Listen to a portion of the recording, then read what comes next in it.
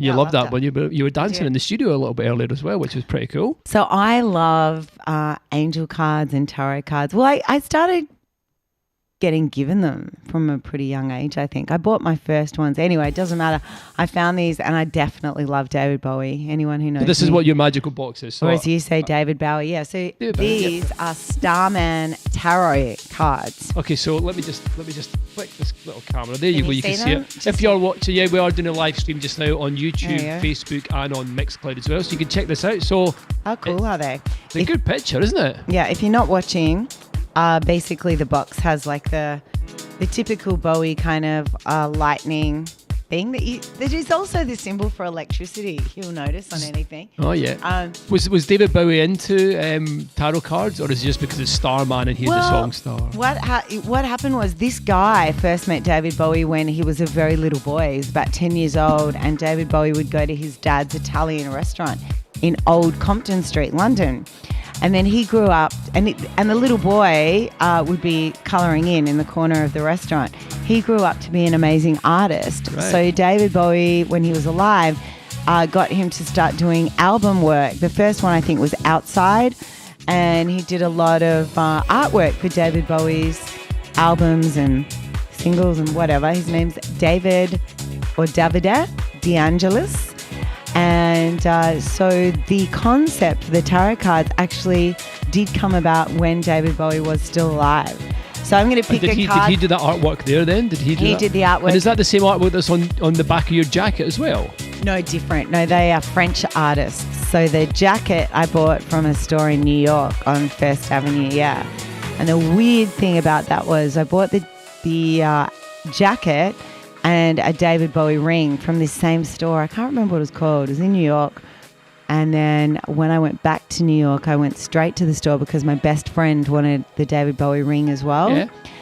And the lady in the store said, oh, well, I remember you because, she said, if you want to go and hear some great David Bowie, go to this club tonight.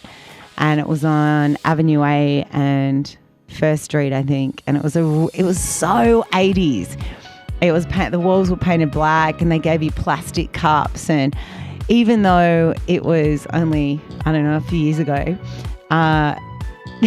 the kids were all dressed in kind of 80s clothes and dancing like the 80s. Anyway, like a sort of themed night. I think that was just like that all the time. The 80s were back. It was on Vogue. A guy in the corner just on the Rubik's Cube. Yeah, and I was, had a few pink lemonades, shall we say, and I was hustling the DJ to play David Bowie. So he finally did. And I got up on the stage and started dancing and kind of stage diving. Anyway, the very next morning was when David Bowie died. Really? So it was really weird. So I was in New York when it happened. Yeah, and I got to go and lay some flowers outside his house in Soho. Anyway, should we pick a David Bowie tarot card? So tell me about the tarot card. I mean, this is not a thing that I do. I've never really done any tarot cards or anything like that. I think Gemma, another co-host, he does a bit of tarot card and she just says pick a card and that's what we're doing. Pick one card. And yeah, stuff we're like just that, going to pick one card. We won't get into it now. Well, people are. I always feel but they look lovely. Nice big cards, colourful, which is always good. The artwork is beautiful.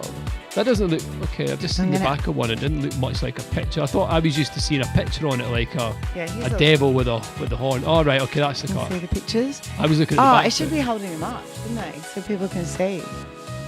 I'm not shuffling very well. Basically, I'm just going to close my eyes and ask for a card for today. Am I allowed to touch your cards or no? Okay.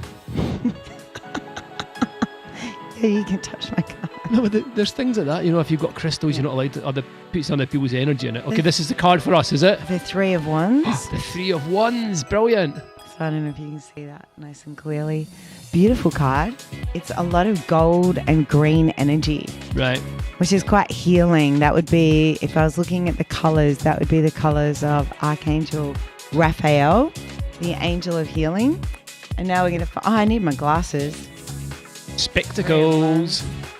Three of Wands. Here we go. So this is for the two of us today. This is going to map out what today is going to hold for us, is it? I asked for collectively, like for everyone's listening. Right. But it's a good card. I expand my horizons.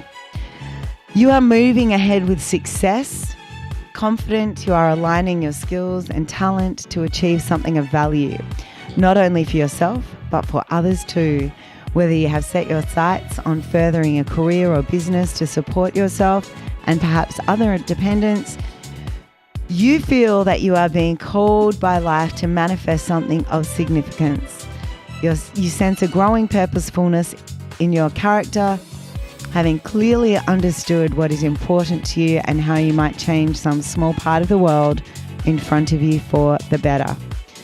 It says grasp the opportunity, putting your plan into motion, giving the idea space to breathe and find its own path. So it's a really great card, calling you to connect with your inner power, the attractive force that draws things towards you and enables you to expand your horizons. There you go. What a great card. What a great card to get there. And then Zoe's magical, colourful box.